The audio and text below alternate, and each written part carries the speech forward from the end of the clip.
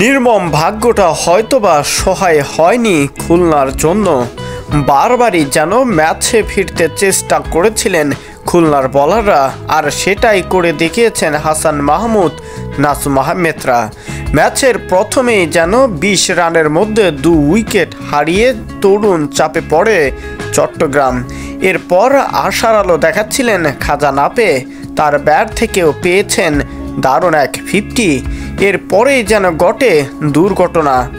একের পর এক মাঝপথে গিয়ে যখন উইকেট হারান, ঠিক তখন উল্লাসে মেতে পড়ে খুলনা টাইগার্স।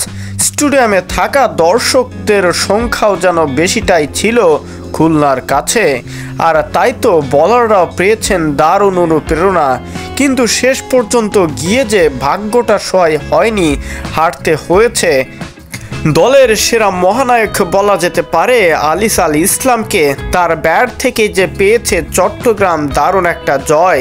মুশফিকের বলে শেষ ওভারটিতে প্রয়োজন 15 রান। সেই ওভারটিতে যেন একের পর এক দুর্ঘটনার ঘটনাও ঘটেছে সেই ওভারটিতেই। সেই ওভারে প্রথম বলে সিঙ্গেল নিতে গিয়ে যেন ইনজুরিতে পড়েন আলিস আল ইসলাম। এরপরেই মাঠের বাহিরে চলে যান, তার পরিবর্তে আসেন শরীফুল ইসলাম। তার ব্যাট থেকেও পায় একটি বাউন্ডারি। এরপর তিনি আউট হলে মাঠে আবারও দেখা যায় আলিস আল ইসলামকে। শেষ বলে প্রয়োজন 4 রান, আর সে বলটাই যেন ট্রাম্প কার্ড বানিয়ে জয়টা ছিনিয়ে নিলেন আলিস আল ইসলাম। মাঠে যেন এদিন স্বয়ং উপস্থিত ছিলেন চট্টগ্রামের মালিক।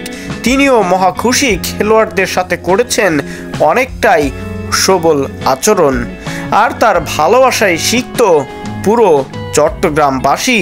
পুরো খেলোয়াড়দেরকে জড়িয়ে ধরে যেন আনন্দে মেতে উঠেছিলেন চট্টগ্রামের মালিক আলিস আল ইসলাম।